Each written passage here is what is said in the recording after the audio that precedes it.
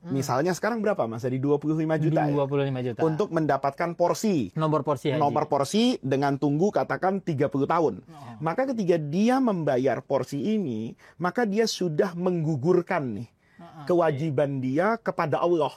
Karena saya sudah mampu dan kemampuan itu saya buktikan dengan saya membayar biaya haji.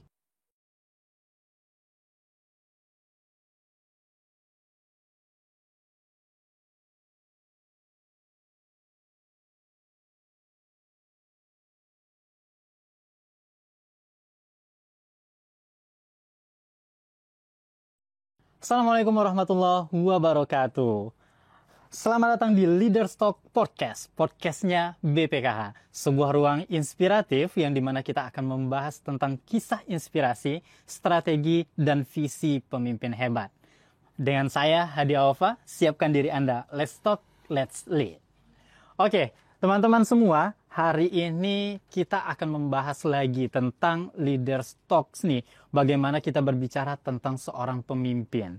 Bagaimana kisah seorang pemimpin. Dan pada hari ini, luar biasa kita telah berjumpa dengan pembicara kita pada hari ini, yakni adalah Gus Faiz. Selamat datang Gus. Luar biasa pada hari ini. Terima kasih sudah menyempatkan waktu untuk hadir pada podcast kita kali ini. Saya juga senang bisa hadir di BPKH. Benar. Ya, yang selama ini saya hanya berpikir bahwa BPKH itu semata-mata mengurusi tentang dana haji. Ternyata juga punya kepedulian ya terkait dengan aspek sosial kemasyarakatan, pencerahan, dan untuk itu saya semangat hadir ke sini nih Mas Hadi. Benar, luar biasa nih. Ini semangat ini yang kita tunggu-tunggu karena di sini Gus kita akan membahas bagaimana menginspirasi khususnya generasi-generasi kami nih Gus yang dimana mental health biasa katanya. Berarti saya sudah dianggap tua ini. Bukan tua sih Gus, tapi lebih ke bagaimana kisahnya. Karena secara otomatis kami ini baru merasakan sedikit itu udah lempeng. Nah ini kita butuh masukan, butuh nasihat, butuh inspirasi dari Gus Faiz. Oke teman-teman semua, jadi sedikit saya perkenalkan terlebih dahulu. Gus Faiz ini saat ini menjabat sebagai Ketua Umum MUI Provinsi DKI Jakarta ya. Gus, alhamdulillah. Nah ini luar biasa, jadi nanti kita akan kupas juga bagaimana beliau dalam memimpin di MUI Provinsi Jakarta, DKI Jakarta ini. Pengasuh pondok pesantren juga, dan ini udah nggak asing lagi lah pesantrennya, luar biasa pesantrennya. Dan ini dulunya Gus, saya sempat megang brosurnya Gus. Oh, bahkan sempat saya ingin daftar, gitu. Namun kebetulan orang tua saya sakit, akhirnya biaya-biaya itu terpakai untuk mengobati orang tua saya, dan tapi tetap saya lanjutkan di pesantren Pancasila Bengkulu. Di Bengkulu ya. Di Bengkulu. Oke Gus, jadi di sini kita sedikit akan bahas pertama karena ini Leaders Talk. Jadi saya ingin mengetahui nih Gus, kira-kira menurut Gus Faiz, kepemimpinan itu gimana sih Gus di dalam Islam? Dan kira-kira apa aja sih yang kita butuhkan di dalam memimpin itu Gus? Ya. Saya mau menjawab kali ini itu dengan disiplin ilmu tasawuf. Jadi kalau kita bicara tentang kepemimpinan, itu adalah bagian dari sarana dan prasarana yang Allah ciptakan untuk menjaga amanah besar kehidupan. Allah Subhanahu wa Ta'ala itu tidak pernah ya secara hakikat menciptakan kebaikan dan keburukan. Yang ada adalah kesempurnaan. Sehingga apapun yang ada pada diri manusia itu sebetulnya punya potensi baik dan punya potensi buruk. Benar. Tetapi kita sering mengatakan kalau di dalam hati ada ketakwaan dan keimanan, maka di sana ada hasil yang baik. Sementara kalau dikuasai oleh hawa nafsu, maka di sana ada hasil yang buruk. Sejatinya hawa nafsu itu punya kontribusi terhadap kebaikan. Satu contoh misalnya, apa hawa nafsu manusia? Dia ingin terlihat tampan kalau laki-laki. Seandainya nih Allah tidak menciptakan hawa nafsu, mungkin Mas Hadi tampil apa adanya sore ini. Benar. Mungkin nggak mandi, ya kan? Mungkin tidak menggunakan pakaian yang pantas, kan begitu. Kalau seandainya dalam hidup ini tidak ada misalnya sifat keserakahan, kan bahaya juga. Artinya apa? Begitu kita bawa uang dari rumah masuk satu masjid, maka boleh jadi uang kita seluruhnya kita dermakan. Tetapi karena kita punya ego, kita punya hawa nafsu, punya rasa cinta, maka ini semua sebetulnya itu akan membangun keindahan dalam hidup. Kalau bukan misalnya karena hawa nafsu, mungkin tidak ada yang namanya peradaban. Benar. Ruangan tempat saya podcast dengan BPKH, ini kan juga saya tidak sekali dua kali hadir di studio. Ada banyak studio yang pernah saya datangi dan itu pasti memiliki estetika yang berbeda-beda. Betul. Pertanyaannya, itu lahir dari mana? Itu lahir dari hawa nafsu manusia. BPKH misalnya membuat estetika ruangan ini, kan boleh jadi harapannya agar saya tidak kapok datang ke sini. Kan begitu kan? Orang lain juga buat seperti itu. Jadi sejatinya apapun yang Allah buat untuk manusia itu bukan pada baik atau buruk, tetapi pada kesempurnaannya. Sempurnanya emas ya seperti itu bentuknya, sempurnanya besi seperti itu. Saya tidak bisa bayangkan kalau logam itu semuanya emas. Mungkin jembatan sudah tidak bisa berdiri tuh karena akan dicolong sama orang. Seandainya kecoa itu misalnya sama indahnya dengan kucing Scottish yang mahal itu, saya rasa juga kita nggak akan melihat kesempurnaan dalam hidup ini. Oleh karena itu Mas Hadi, ketika Allah menciptakan itu pada semuanya pada kesempurnaannya, nanti yang melahirkan baik dan buruk itu adalah tanggung jawab kita kepada amanah. Nih, suami itu kan amanah di tangan istri. Istri juga amanah di tangan suami. Anak, bapak, kakek, cucu, pangkat, jabatan, rakyat, presiden. Itu semuanya kan beririsan yang sama. Sehingga untuk kemudian ini berjalan dengan baik di bawah ridho Allah, itu diperlukan kepemimpinan. Saya dikasih hawa nafsu. Itu tidak harus dibuang. Buktinya saya boleh menikah. Saya boleh makan, saya boleh minum. Tetapi kepemimpinan atas hawa nafsu itu yang diharapkan ada pada setiap manusia. Kita sebentar lagi Ramadan, atau mungkin ini akan disiarkan di bulan Ramadan. Kan kita diajarkan di bulan Ramadan itu kepemimpinan.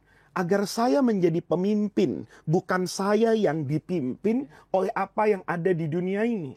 Oleh karena itu ketika Ramadan, kita ini ditabrakkan kepada sesuatu yang tidak biasa. Saya biasa kalau pagi itu sarapan.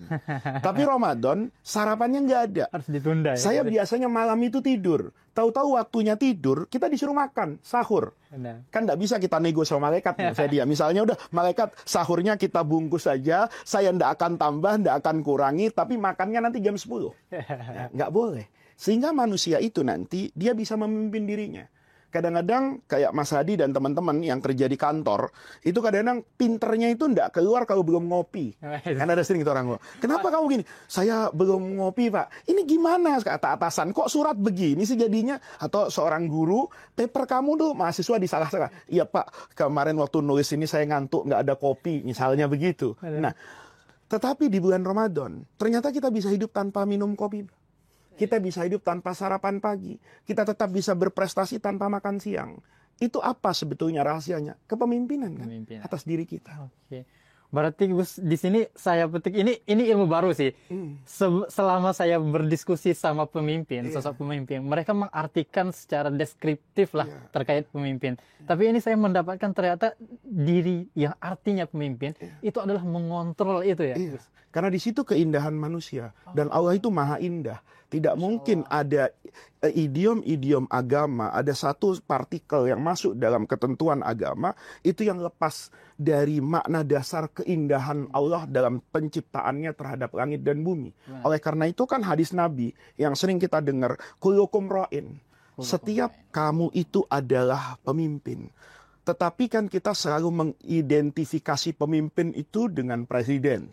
Sehingga kadang-kadang kalau jadi presiden itu harus siap dimaki-maki, harus siap dikoreksi. Tapi kita lupa mengoreksi kepemimpinan kita atas jari tangan yang dengan mudah bermain medsos tanpa literasi yang cukup.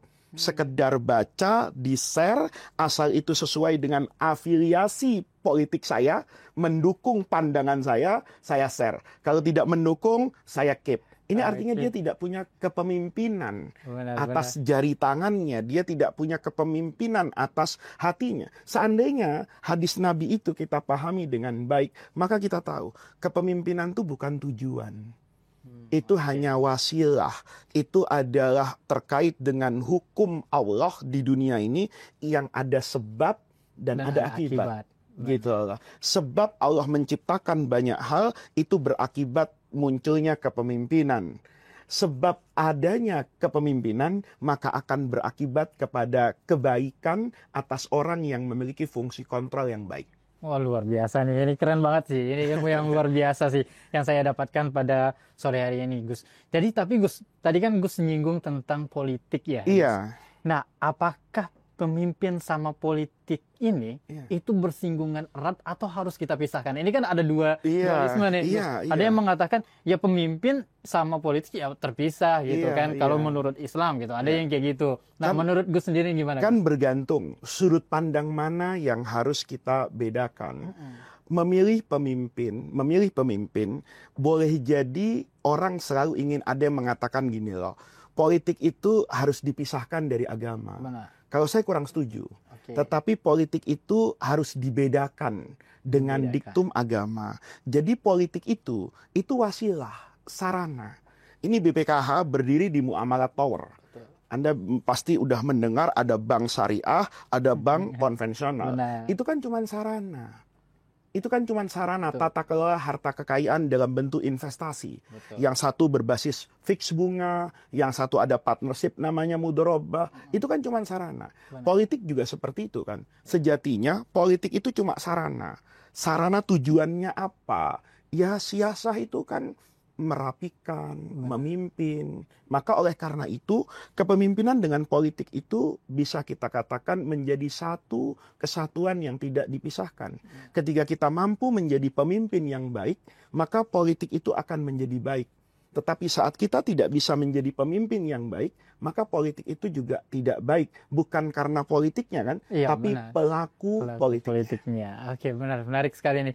Berarti ya dalam artinya bahwa ternyata pemimpin dan politik itu harus beriringan ya. Iya. Gus, beriringan. Dan bagaimana kalau kata guru saya juga Gus menyampaikan bahwa gini, kalau misalnya bukan kita yang beriman menjadi pemimpin, toh siapa lagi yang akan memperbaiki negeri ini gitu ya. Tinggal nanti kata-kata itu harus dibuktikan. Benar. Kalau bukan kita yang beriman, tetapi iman itu kan butuh pembuktian. Benar sekali. Gitu. Kalau semua orang hanya mengatakan sebatas iman di kartu penduduk, di KTP, sebatas iman sebagai identitas, itu rasanya tidak sedikit yang berujung ke KPK juga kan. Benar juga nih. Menarik sekali ya. Gitu. Iya benar sih. Iya. Tapi Gus, menariknya bagaimana sih Gus biar kita tuh terhindar dari hal-hal yang mungkin menjerumuskan kita tadi ke KPK, kemana. Karena kan baru-baru aja nih kita dengar ya Gus ya. Ada yang dimana Pertamax menjadi Pertamax Light. Iya. Apapun itu Mas Hadi, kan kuncinya yang dari awal tadi kita balikkan. Dia kehilangan kepemimpinan atas dirinya.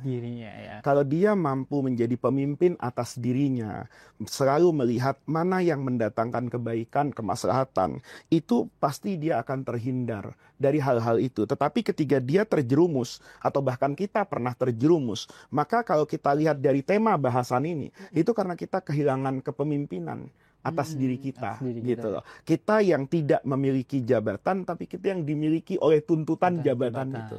Iya, akhirnya kita tertekan ya dalam situasi seperti itu. Oke Gus, ini menarik sekali ternyata pembahasan tentang pemimpin ini. Namun Gus, kalau dari Gus sendiri kan dari keluarga itu kan memang sudah kental banget ya dalam agama gitu ya Gus ya.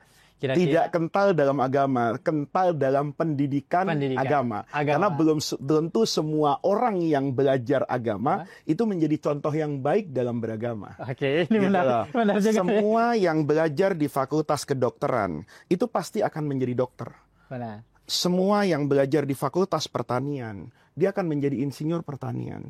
Tapi tidak semua orang yang belajar di agama, berpesantren, dia jangankan menjadi kiai, bahkan menjadi kiai untuk dirinya sendiri kan belum tentu. Benar sekali, betul. Nah, namun Gus saya mau nanya nih, kira-kira kayak tadi Gus bilang bahwa ternyata ada pendidikan agama yang terus-menerus dikasih oleh orang tua ya. Kira-kira ada budaya nggak Gus yang kita bisa share ke anak-anak muda sekarang? Apalagi khusus sekarang tuh ikan banyak yang nikah muda gitu-gitu atau pasangan yang generasi sekarang Gus itu bingung bagaimana sih bagaimana memberikan pendidikan agama gitu ke anak-anak mereka. Dan dari kapan nih kita bisa harus memberikan pendidikan agama? Pendidikan tuh dalam Islam itu nggak dibedakan loh antara pendidikan agama dan pendidikan non agama.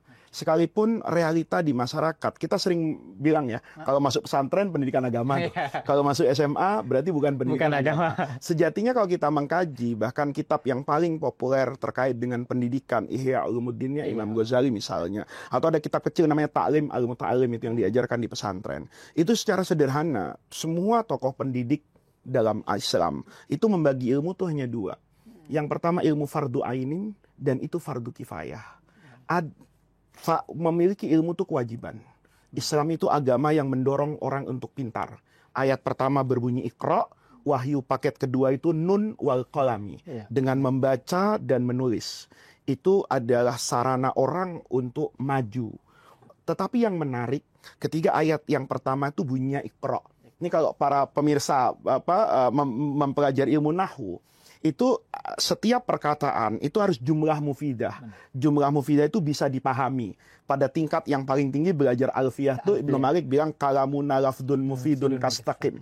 Oleh karena itu Iqra ini fi'il muta'addi.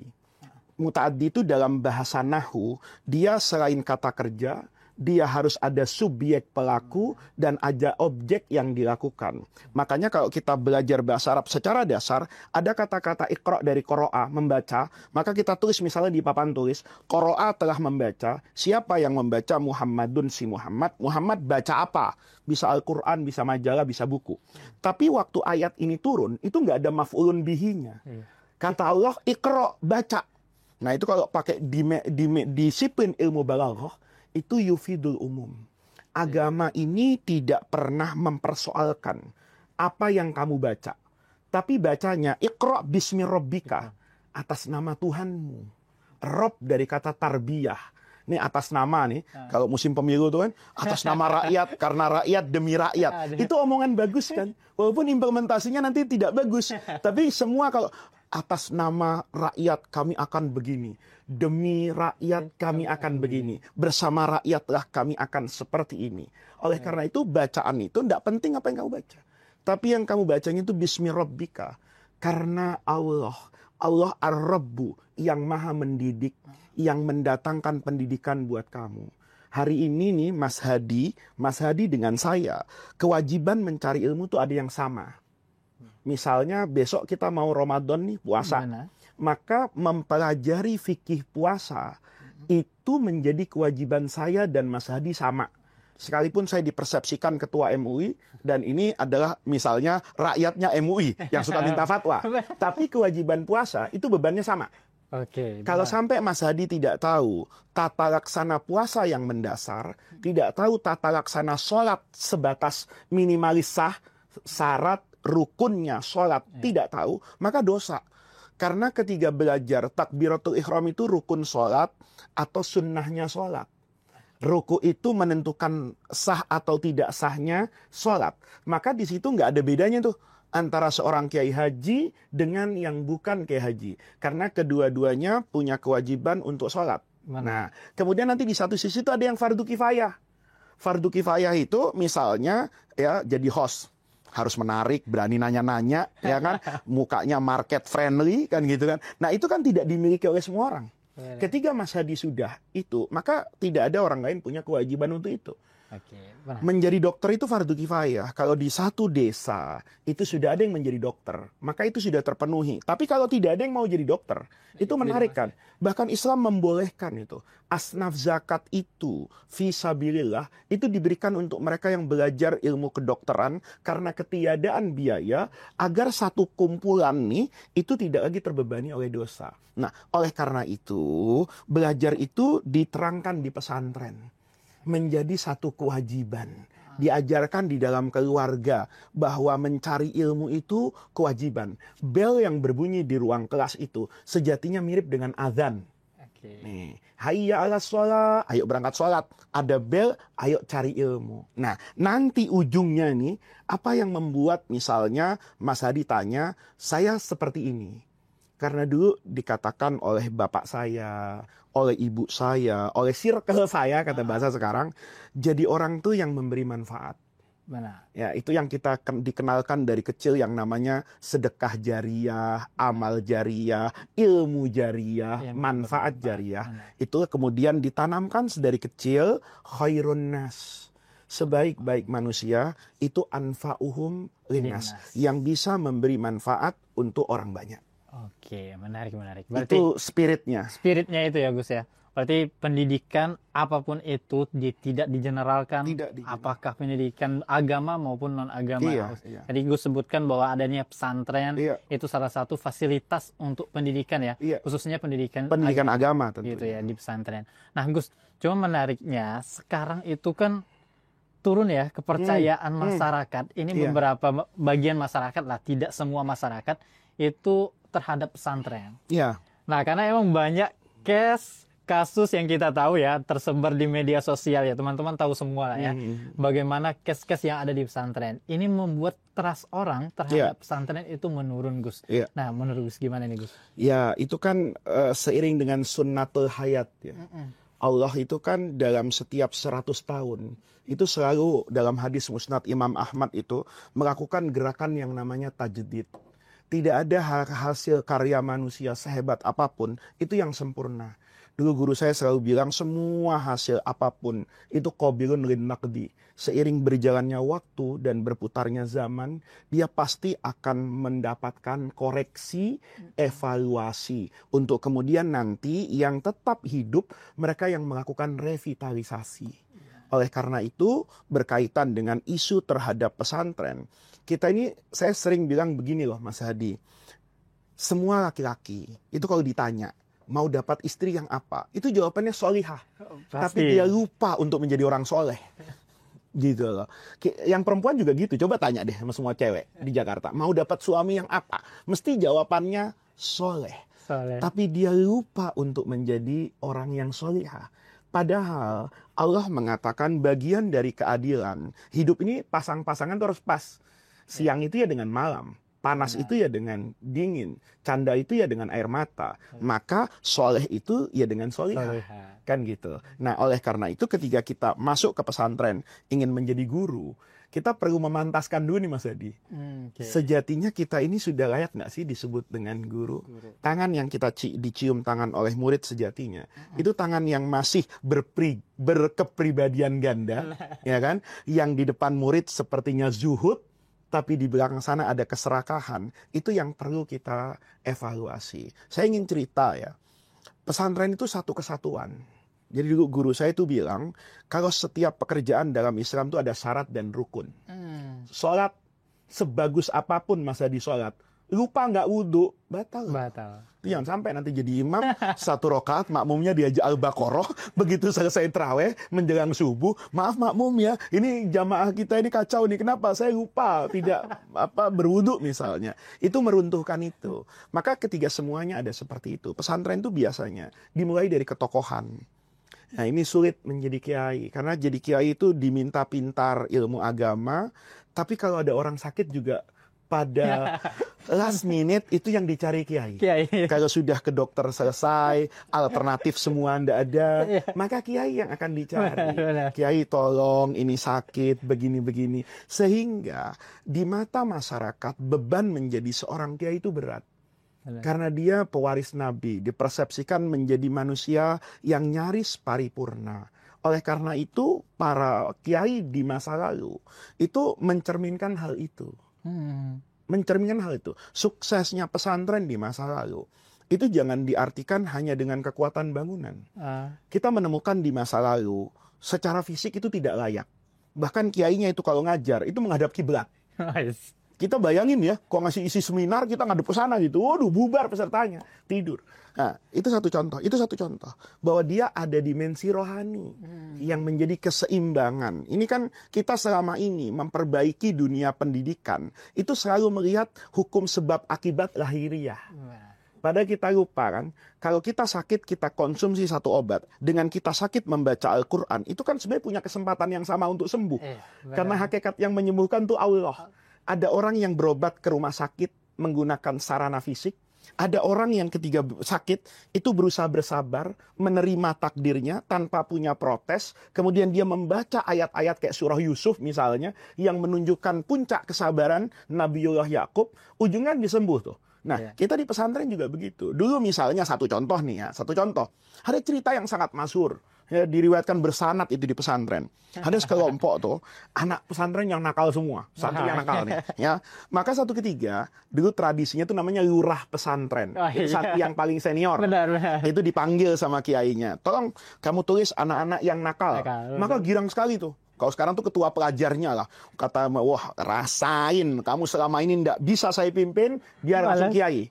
Ya kan? Ketua keamanan Ketua biasanya. keamanan itu disampaikan ke kiai.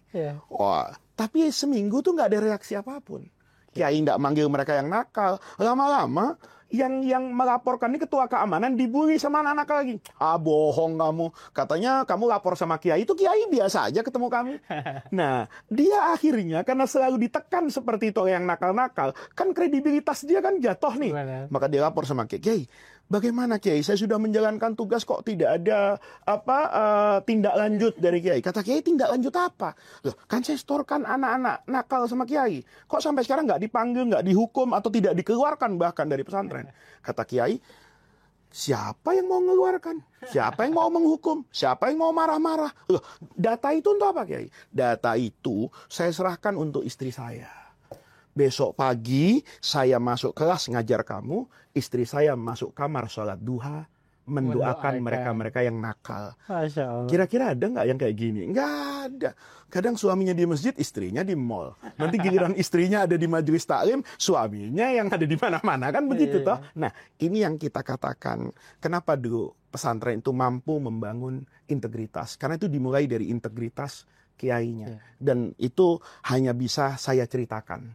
Saya amat sangat jauh dari hal yang seperti itu. Walaupun hari ini saya mendowngrade pangkat kiai. Dulu kita ngelihat kiai kan si A, si B. Sekarang ngelihat kiai kok Faiz yang muncul gitu. Nah, itu juga harus menjadi koreksi. Jadi sebelum kita berbicara kenapa itu, ayo kita pahami sejatinya. Sekarang ini kan banyak sesuatu yang diobral ya.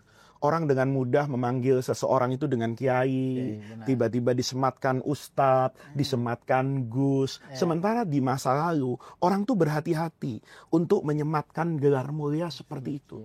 Saya di Jakarta dulu tuh ya, orang Jakarta tuh terbiasa manggil kiai, mualim, sama guru. Kalau cuman sekedar khotib Jumat, gitu, atau sekedar penceramah di masjid, itu nggak dipanggil seperti panggilan sekarang. Sekarang kita kadang-kadang panggilan itu serem banget ya. MC menghabiskan 3 menit itu untuk memuji orang ini. Nah, sehingga yang seperti itu kalau saya karena terbiasa dengan apa yang dilihat di masa lalu, saya kadang istighfar gitu ya, malu sendiri. Bahkan saya itu sering kadang-kadang mengoreksi orang. Kadang-kadang saya dijemput, kemudian ada pawai motor, ada ini, sampai nggak mau berhenti di lampu merah. Itu saya berhenti untuk mengajar. Setelah itu pulang tahajud.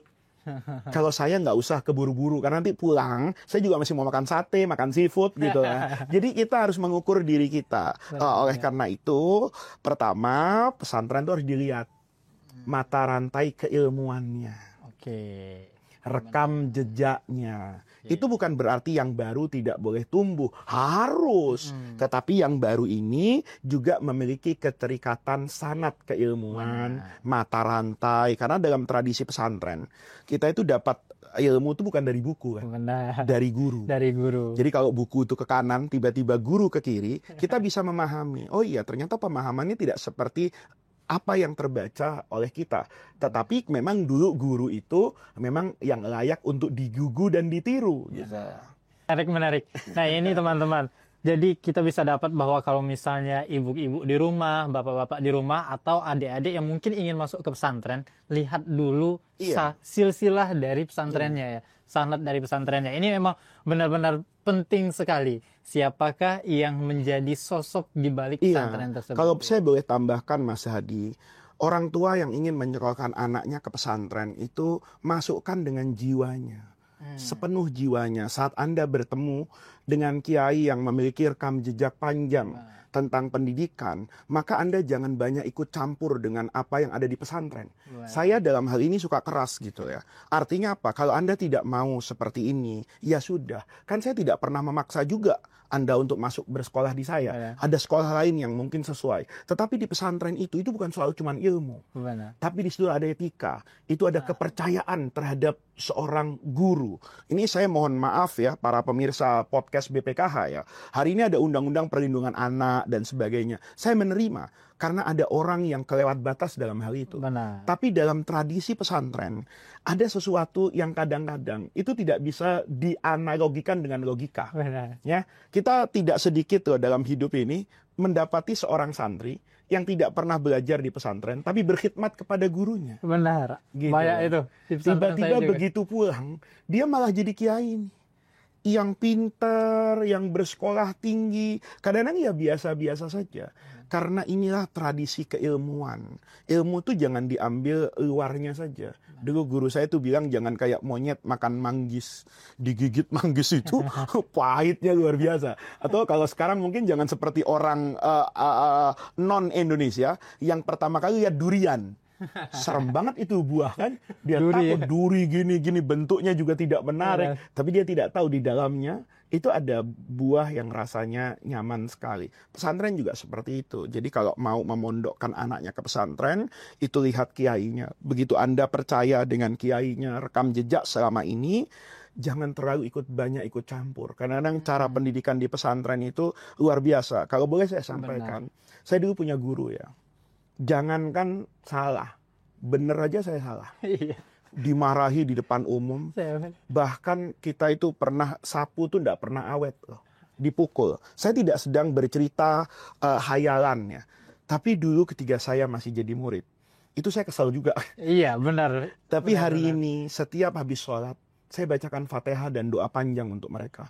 Kalau bukan karena sabetan itu, kalau bukan karena bentakan itu, kalau bukan karena kerasnya pendidikan itu, mungkin saya tidak duduk seperti hari ini. Benar, saya sangat setuju Gus. Karena pengalaman-pengalaman di pesantren itu sekarang itu terasa sangat kangen gitu Gus dengan hal-hal itu. Karena yang membentuk itu memang adalah pendidikan-pendidikan yang seperti itu Gus. Gitu. Diajarkan kehidupan. Benar, yang diajarkan itu bukan hanya tentang ilmu, tapi bagaimana cara kita untuk hidup gitu. Itu luar biasa sih Gus. Dan kalau misalnya dari Gus sendiri nih Gus, kalau kami santri Gus gitu, jadi biasanya tuh ada masa bandelnya gitu. Masa bandelnya itu bandel banget gitu ya kalau di pesantren itu cukup banyak. Nah mungkin apakah di dalam kehidupan Gus gitu kan, apakah ada yang tiba-tiba mengubah life changing Gus gitu ya, yang akhirnya membuat Gus benar-benar ini jalannya, jalan dakwah ini yang harus saya tempuh gitu. Banyak ya, banyak sekali pengalaman spiritual ya, yang menjadikan kemudian saya pribadi memilih jalan ini. Saya ingat pada satu masa, saya itu berceramah, sebetulnya menggantikan ayah saya. Itu di masa yang lama sekali. Rasanya hari itu saya masih SMA ya, atau aliyah ya. Itu di daerah Palembang, di Oku. Oku dan Oki. Ya, saya dulu kan kalau jadi kiai penceramah itu menangnya modal badan. Badan saya besar, jadi kelihatannya udah pantas lah. Padahal usianya belum, ilmunya apalagi. Di masa itu, tiba-tiba ada orang itu yang setelah saya turun dari mimbar, itu memeluk saya. Memeluk saya, dia bilang, dulu saya dengar bapakmu. Sekarang saya dengar dari kamu. Saya waktu itu tidak bisa memahami kata-kata itu secara dalam. Hingga kemudian hari ini gitu ya, hari-hari di mana saya belajar dulu, guru saya itu pernah ngomong gini, kalau kamu mau jadi anak yang paling membahagiakan orang tuamu, ij'al man yaroka yad'u liman robbaka. Itu dalam. Ketika itu terjadi loh, saya sekarang tidak sedikit ya hadir di satu tempat yang dulu saya ikut ayah saya bahkan sebagai anak nakal. Saya pernah kemarin berceramah di satu pesantren yang besar di Jawa Timur, namanya Nurul Jadid di Paiton. Itu pesantren dengan puluhan ribu santri. Kiainya cerita, dulu bapakmu tuh kesini ceramah juga, bawa anak laki-lakinya nakal sepertinya. Nah, saya di atas mimbar itu kemudian bercerita, jangan-jangan kiai anak nakal dulu ya sekarang yang naik di atas mimbar ini. Ya, saya kemarin berceramah di satu pesantren di Jawa Timur yang besar namanya Peloso. Ya, Al-Falah itu besar sekali di sana. Saya tidak kadang-kadang di pesantren Salafiyah Syafi'iyah kayak As'ad, kayak Azaim di sana. Itu kemudian sering bertemu ya dengan orang yang sepuh yang bilang bahwa dulu saya ngaji di kaki bapakmu, sekarang saya ngaji di depan kamu. Maka kemudian dia memuji bapak saya. Luar biasa bapak ya, bisa mendidik anak seperti kamu. Artinya apa? Ketika saya memberi manfaat kepada orang lain, maka orang itu tidak serta-merta hanya melihat saya, tapi dia melihat orang yang menjadikan saya seperti sekarang. Pertanyaannya, bukankah itu adalah puncak bakti seorang anak kepada orang tuanya? Di mana setiap doa dari setiap orang, itu saat melihat anak, dia selalu mendoakan bukan anaknya nih, tapi yang didoakan bapaknya. Itu menjadikan saya merasa bahwa hidup seperti inilah yang membahagiakan. Karena setiap dalam keletihan, perjalanan dakwah yang panjang, saya dalam hati itu ngomong sama Allah, Allah, saya lakukan ini mudah-mudahan ketemu orang-orang yang dulu kenal sama bapak saya. Kemudian mereka menjadi kagum atas apa yang dilakukan bapak saya terhadap saya hari ini. Maka kemudian mereka mendoakan bapak dan ibu saya. Oke. Itu puncak kebahagiaan. Luar biasa ya. Itu puncak kebahagiaan. Ternyata sampai di titik itu ya. Sampai itu spiritual. Spiritual. Saya medsos itu juga mengajarkan banyak hal. Misalnya YouTube. Misalnya channel tertentu di televisi, itu kan suka ngasih komen.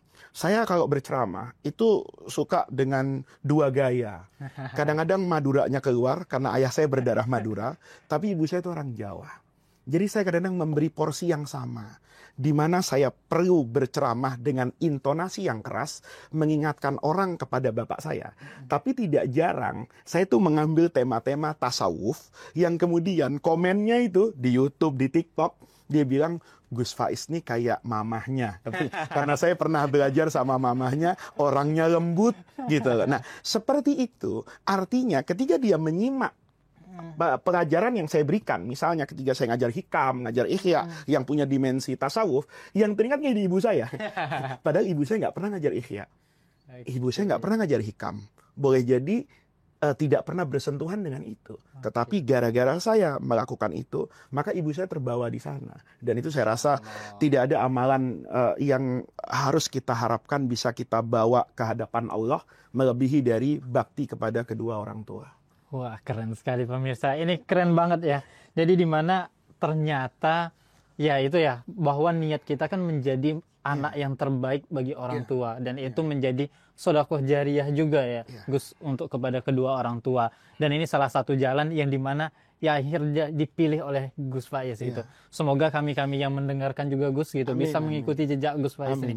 Itu saya terkhusus saya juga gitu. Saya terinspirasi pada hari ini luar biasa, teman-teman. Berarti sekarang kita juga paham ternyata MUI itu seperti yang Gus sampaikan bahwa enggak mudah ya Gus. Enggak mudah. Yang dipikirkan banyak gitu. Ini juga untuk tentunya kemaslahatan umat ya Gus ya Gus.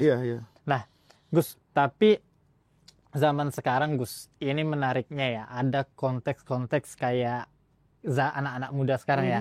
Ada mental health, FOMO. Terus juga kalau dikit-dikit jadi lemah gitu kan. Nah, hal-hal ini Gus, ini gimana sih Gus biar kita tuh tetap semangat, biar nggak jatuh gitu ya, dikit-dikit mentalnya itu lemah gitu Gus. Sedangkan tadi yang Gus sampaikan bahwa kita harus di setiap diri kita itu harus ada jiwa kepemimpinan untuk mengatur dan mengendalikan diri kita. Nah, ini gimana nih Gus? Itu berkaitan langsung dengan pendidikan dan model pembelajaran gitu. Nih kalau kita balikan kan, kita supaya temanya utuh aja nih, nggak contoh yang jauh-jauh. Di pesantren misalnya, kenapa anak santri itu mentalnya berani? Anda bisa bayangin nih para pemirsa ya, kalau nggak percaya silakan datang ke banyak pesantren. Di pesantren tuh kalau tamat kelas 3 aliyah, kelas 3 SMA, itu nggak bisa langsung kuliah. Benar. Ada namanya pengabdian. Pengabdian, betul. Mas Hadi pernah dengar kan? Ada pesantren kayak saya di Jakarta, itu santri saya kirim ke Maluku Utara. Iya, benar. Gitu loh. Artinya anak yang tamat SMA di usia 17 tahun, yang sering kita lihat bermain-main di kota ini, itu kita kirim ke satu daerah, dia jadi panutan masyarakat tuh. Benar. Jadi ustadz. Ya. Ya. Loh, pertanyaannya, kenapa bisa seperti itu? Kan yang kita katakan model pembelajaran. Kita ajarkan Quran, hadis sebagai ilmu, tetapi norma ini kita implementasikan dalam kehidupan keseharian mereka.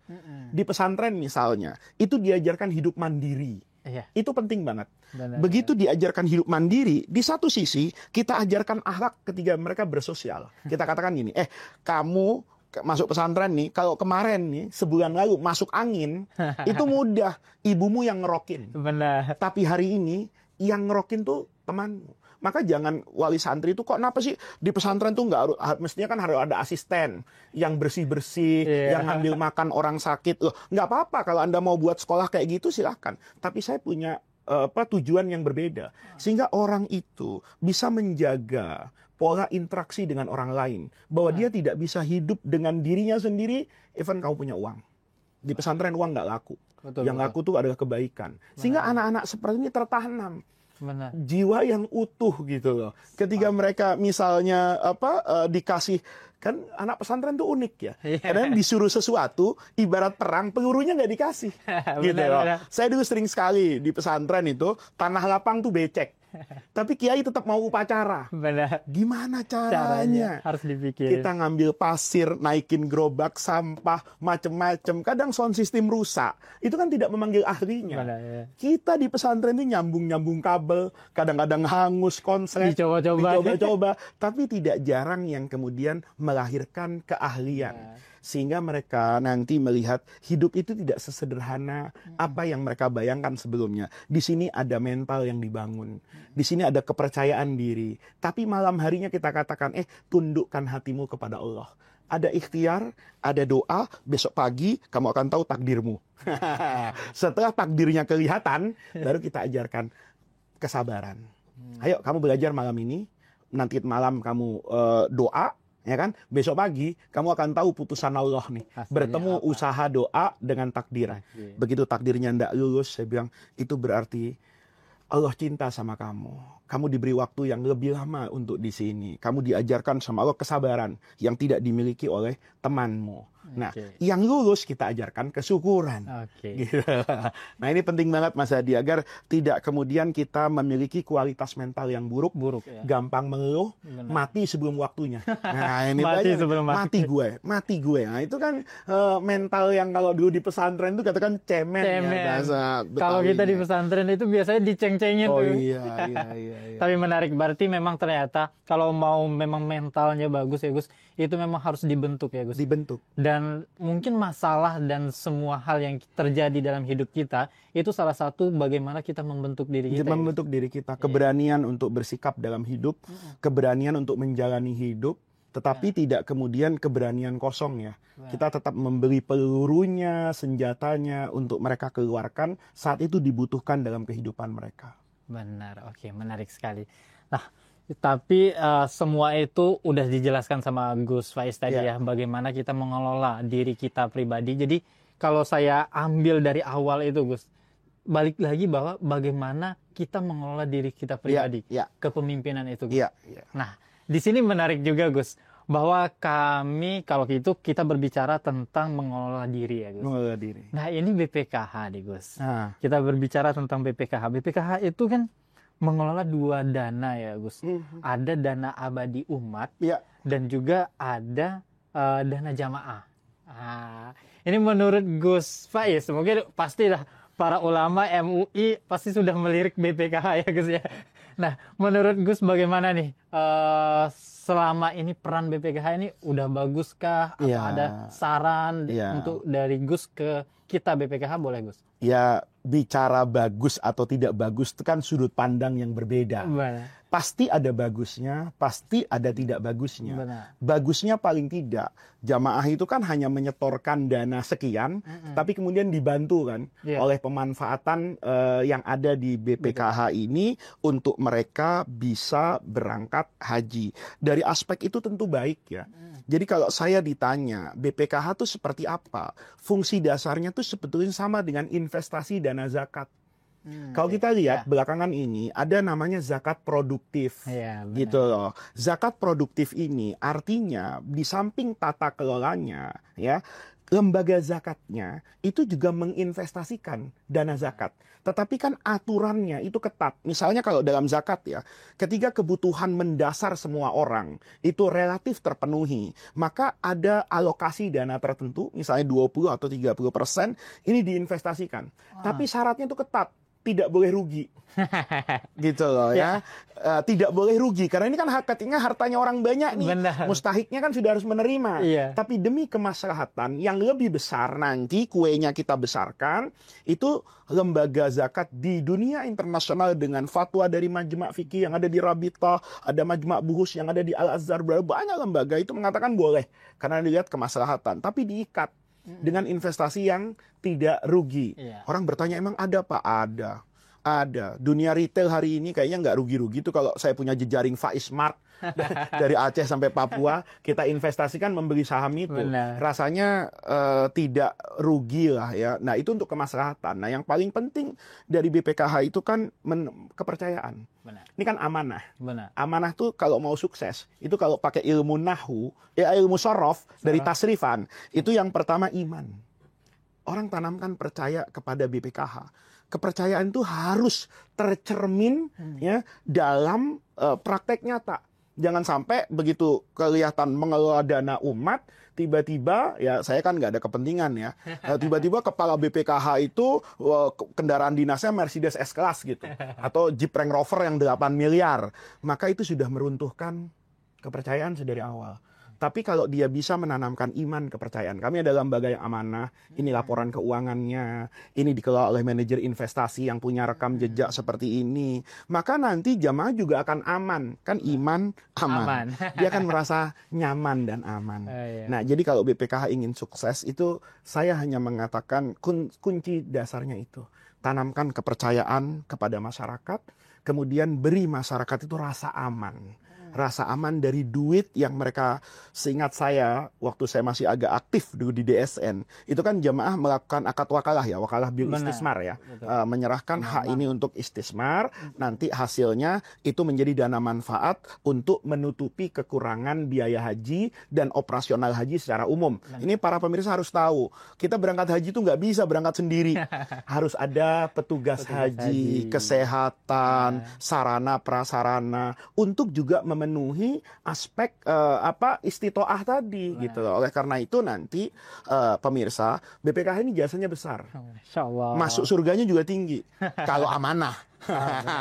Tapi kalau bermain-main, kata kuncinya itu ya Gus. Wah ini berat nih, minta maafnya sama seluruh jamaah haji dengan daftar tunggu yang sekian panjang itu.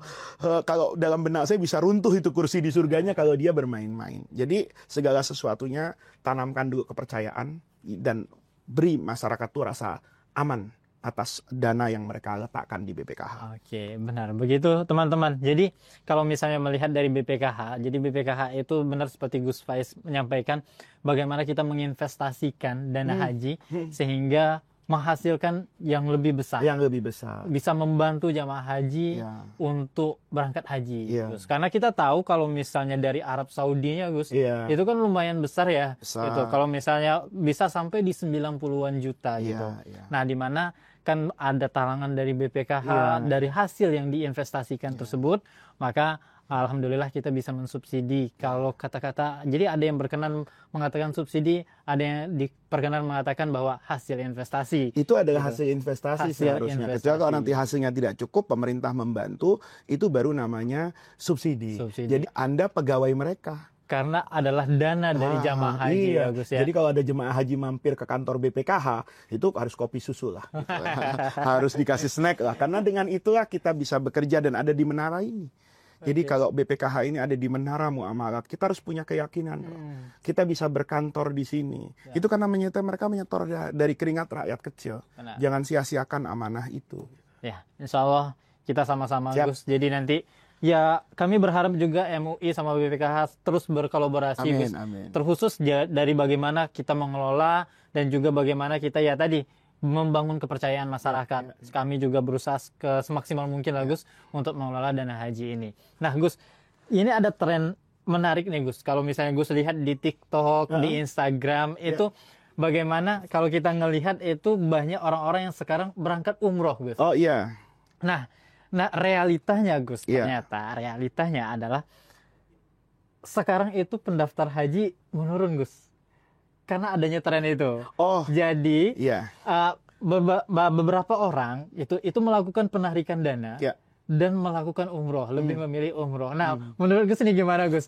Padahal kan kita tahu bahwa ya haji gitu sebagai ibadah yang wajib, pandangan Gus gimana? Gus? Ini kalau bicara soal ini sudut pandangnya panjang. Panjang ya. Karena berkaitan dengan konsep yang namanya istitoah. Benar sekali. Istitoah itu tidak mudah untuk mendefinisikannya loh, Mas. Ya, kenapa? Karena orang yang membayar paket ibadah secara cicilan tanpa mengganggu keuangan dia, itu juga bisa dikatakan dia istitoah loh. Misalnya gini loh, ada orang kena paket haji misalnya nih 100 juta atau katakan 150 juta. Saya nggak bisa bayar 150 juta.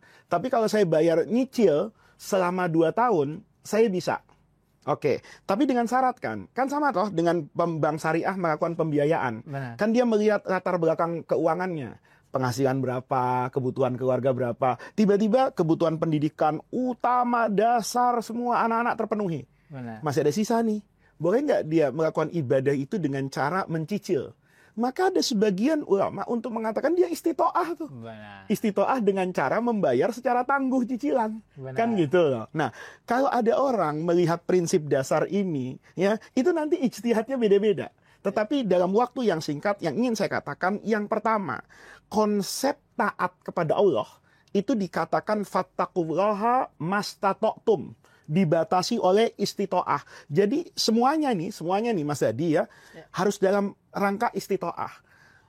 Idealnya daftar porsi haji dulu. Daftar porsi haji dulu. Ya. Misalnya sekarang berapa Mas? Di 25 juta 25 juta. Untuk mendapatkan porsi. Nomor porsi haji. Nomor porsi dengan tunggu katakan 30 tahun. Maka ketika dia membayar porsi ini, maka dia sudah menggugurkan nih kewajiban dia kepada Allah. Karena saya sudah mampu dan kemampuan itu saya buktikan dengan saya membayar biaya haji. Benar. Kan begitu. Nah, tetapi dalam masa tunggu yang panjang ini, kan kita tidak tahu kondisi seseorang. Dan ini nggak bisa kemudian nanti pemirsa podcast ini mengambil fatwa saya buat semua orang. Enggak. Ada orang misalnya nih dalam kondisi yang penyakit, itu dalam fikih la yurja bur'uhu, yang rasanya tidak mungkin dia untuk recovery utuh sebagai jemaah haji yang sempurna. Kemudian dia katakan, sepertinya di usia saya sudah 70, kalau saya menunggu 30 tahun lagi, rasanya saya tidak mampu. Pada kondisi seperti itu, boleh jadi dia tarik untuk kemudian umroh, itu bagian dari agama yang membolehkan. Ya sudahlah, kalau dia mampu untuk melihat Baitullah, dia sudah puasa, sudah ini, itu ada yang membolehkan. Ada yang tidak membolehkan. Tinggal nanti kebijakan pemerintah seperti apa terkait hal ini. Karena kalau dikembalikan kepada fatwa ulama, ini pasti fatwanya akan beragam. Akan dilatar belakangi oleh subjektivitas dari kondisi yang dilihat oleh masing-masing ulama tadi gitu loh. Nah, pesan saya, ketika yang tua misalnya, 70 tahun, saya 30 tahun, tiba-tiba dia nih kaya banget lagi. Maka nggak ada salahnya tuh untuk dia daftarkan cucunya. Agar jadi kan ditukar aja gitu. Benar banget, Gus. Di sini kan kalau di BPKH itu ada namanya sekarang tuh program haji muda. Jadi kan dari sejak muda itu bisa kita daftarkan untuk bisa mengantri itu ya Gus ya. Iya. Jadi sehingga program-program tersebut mungkin baik ya untuk bagaimana kedepannya. Nah, itu kan bagian dari mastata'tum Mas Hadi. Jadi kalau orang tuanya punya pengalaman seperti itu, haji itu untuk dikatakan istitoah, itu kan nggak harus bayar sendiri. Benar. Nih gitu loh. Ini harus dipahami nih ya. Jadi kalau orang tua ngasih, kemudian kita menerima, ya jadi istitoah. Istitoah, gitu. menjadi sanggup. Jadi istitoah gitu. Jadi mungkin kalau keluarnya ketika dia menarik itu, bisa jadi nanti saya pakai ibadah umroh, ternyata dia punya, daftarkan saja anaknya, cucunya, itu juga bagian dari kebaikan orang tua kepada anak. Oke, baik Gus. Tanpa terasa ternyata waktu kita juga udah panjang ternyata kita berbicara ya Gus. Terakhir nih Gus, mungkin pesan, nasihat Gus, baik itu kepada anak muda maupun generasi-generasi bangsa gitu ya, ataupun bagi-bagi kita yang ada di Indonesia nih khususnya. Terkait bagaimana mungkin haji boleh, tentang kepemimpinan juga pun boleh, monggo Gus. Iya, apapun dari semuanya yang kita bahas tadi itu seperti pesan guru-guru saya dulu. Hidup dunia ini adalah hidup yang sementara. Dia adalah jembatan yang akan menghantarkan kepada kebahagiaan yang hakiki. Oleh karena itu hidup di dunia yang singkat dan cuman sekali ini, jadikanlah hidup itu bermakna dan berarti untuk orang lain. Agar semua yang kita kerjakan dalam hidup ini itu tidak bisa dimaknai sebagai rutinitas belaka, tetapi nanti seperti kata Imam Syafi'i, innamal mar'u hadisun ba'dahu. Jadi setiap orang itu akan menjadi cerita buat zaman setelahnya. Fakun hadisan hasanan, maka jadilah engkau cerita yang baik buat generasi selanjutnya. Itulah rahasia dahulu ketika saya ngaji, saya baca kitabnya Al-Imam As-Suyuti, mengapa Rasulullah itu selalu menekankan niat.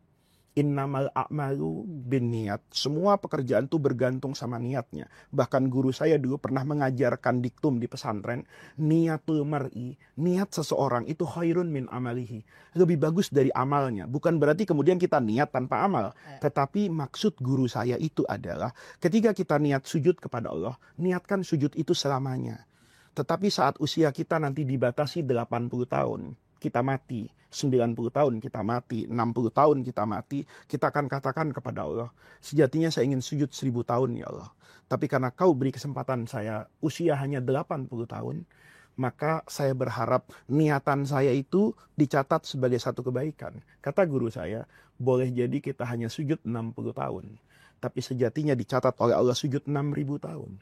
Saat kita memandang anak kita, orang lain yang saya ajarkan sebagai penerus sujud saya, maka hidup itu akan menjadi bermakna, panjang, dan bermanfaat. Luar biasa, keren banget ini. Alhamdulillah hari ini menjadi podcast yang sangat bermanfaat. Amin. Baik bagi saya maupun bagi pemirsa di rumah.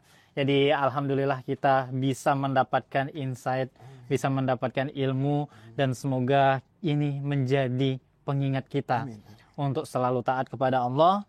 Dan juga tentunya yang kita lihat bahwa bagaimana untuk menjadi pribadi khususnya, menjadi pemimpin khususnya bagi diri kita sendiri. Karena sejatinya pemimpin itu harus selesai dengan dirinya sendiri dan baru bisa bagaimana untuk mengelola hal yang lebih besar ya Gus. Terima kasih banyak Gus sudah menyempatkan waktu untuk hadir sharing dengan pemikiran, pendapat Gus tadi luar biasa bisa mencerahkan kita semua. Sampai jumpa di lain kesempatan Gus. Insya Allah kita akan berjumpa lagi jika diberikan kesempatan. Mungkin Gus bisa lowong juga agendanya. Nanti kita bisa berbincang lagi terkait hal-hal lainnya di Leeds Talks ini. Terima kasih Gus. Dan pemirsa, sampai jumpa di next episode. Assalamualaikum warahmatullahi wabarakatuh.